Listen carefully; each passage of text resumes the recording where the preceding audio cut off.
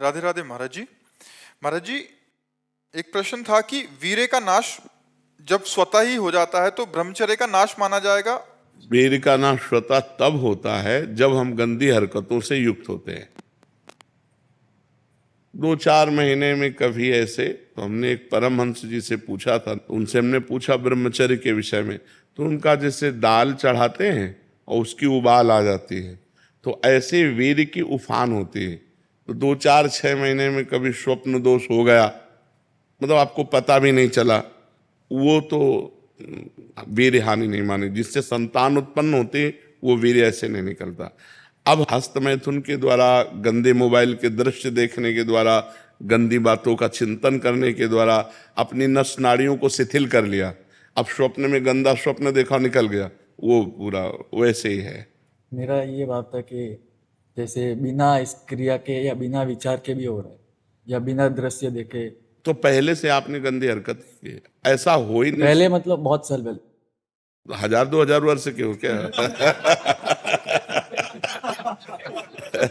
अरे 18-20 के हो गए, 18-20-24 नौजवान बच्चे कह रहे हो पूर्व काल में ऐसा कहे।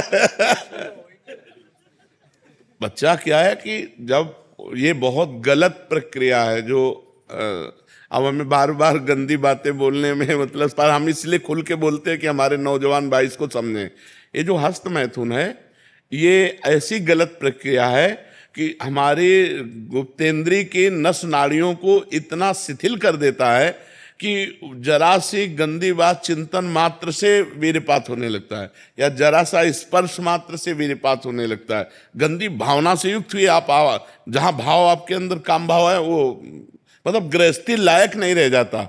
अब जैसे पूर्व में ऐसा घर्षण किया, अब जैसे उसका अभ्यास बन गया, तो अब उसके 2 ही उपाय हैं। एक तो व्यायाम, 2-3 किलोमीटर दौड़ लगाओ, दंड बैठक 15-20 मिनट लगाओ, अब वो क्रिया बिल्कुल कभी ना होने पाए। और दूसरी औषधियाँ, आयुर्वेदिक ऐसे डॉक्टर से, वैद्य से मिलो जो आपको ब्रह्मचर्य पुष्ट होने वाली औषधि बतावें, तो 2 ही उपायों से इसको वश में किया जा सकता है।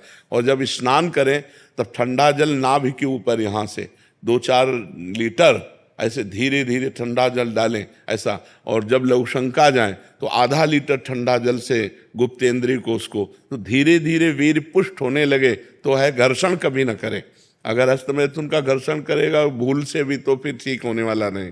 और ये इतना बुरा है कि अगर शुरू हो गया तो उठने लायक भी नहीं रखता। तो अभी तो नए बच्चे सुधार हो सकता है, 2-3 किलोमीटर दौड़ लगाओ, ठंडा जल। जिम करता हूँ हम जो जिम बात अलग है बच्चा, 2-3 किलोमीटर ठंडी हवा में दौड़ो और दंड बैठक मारो, देहाती अपने देसी काम करो, दंड बैठक मारो और उचित भोजन करो और ठंडे जल का नाभि के ऊपर सेवन करो और किसी आयुर्वेदिक वैद्य से लो उसकी पुष्टता की दवा लंबे समय तक, वो रुक जाएगा। वो एक मनोवाह नाड़ी है हमारे अंदर, जब हम कोई गलत चिंतन करते हैं तो वो मथानी की तरह, वीर्य का कहीं स्थान नहीं पूरे शरीर में, पूरे शरीर के खून को मथ करके वो 1 मिनट में जैसे दूध से घी निकाल लेते हैं ना, ऐसे खून को मथ करके वीर्य निकालती है।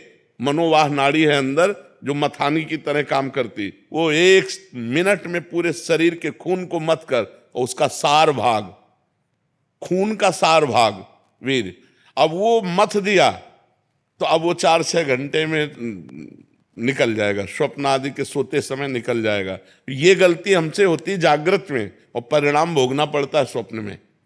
वो मनोवाह नाड़ी ने अगर मथ दिया, जैसे आप कामुक हो गए, अब उसने काम कर दिया, अब वो निकल जाएगा। अब आपका, आप कुछ करो या ना करो, वो अपने आप निकल। इसीलिए तो चिंतन संभालने के लिए हम कह रहे हैं राधा राधा नाम जप करो, भगवत चिंतन करो, गंदी बातें देखो मत मोबाइल से। देखते हो मोबाइल से आपसे जुड़े न, तो कितने महीनों से चिंतन भी नहीं हो रहा है। हाँ, वो पूर्वाभ्यास, चूंकि फिर भी ये हो रहा है। पूर्वाभ्यास जो है ना, तो अब 2 काम कर लो आप, एक व्यायाम और दूसरा हमने जो बताया डॉक्टर से मिलो। डॉक्टर भगवान का स्वरूप होते हैं, वो कुछ ऐसी औषधियाँ देंगे जिससे इसका हैं, औषधियाँ हैं ऐसी हैं। ये ब्रह्मचर्य रोकने के लिए बिल्कुल बीमार की तरह भोजन किया जाता है, दाल रोटी साग बिल्कुल और पवित्र विचार, चिंतन पवित्र, आचरण पवित्र, आसन पवित्र, तब वो ये ब्रह्म शक्ति है, कोई साधारण थोड़ी। पर बड़े भाग्यशाली हो जो इसे रोकना चाहते हो। प्रयास करो, प्रयास करो। चेष्टा की है, लेकिन आज 23 साल का हूँ। मैं तुमसे कभी ये नहीं किया, वीर्य का नाश नहीं किया, आपकी कृपा। ये खाली पता नहीं, चिंतन से पहले होता था, लेकिन अभी आपसे जुड़ा हो तब से तो चिंतन होना ही बंद हो गया आपकी कृपा से इस काम का, और खाली अभी अपना हो रहा है। आप ये पहले व्यायाम करो, व्यायाम करो, और ये दौड़ भाग करके इसको शिथिल करो। ये प्रयोग में आ जाएगा तो सही हो जाएगा। चलो एक बार करो, किसी आयुर्वेदिक वैद्य से, डॉक्टर से मिलके आप औषधि भी लीजिए। अगर ये रुक जाए तो बहुत सुंदर बात, जीवन प्रकाशित हो जाए। अगर नहीं ऐसे तो परेशान होता है।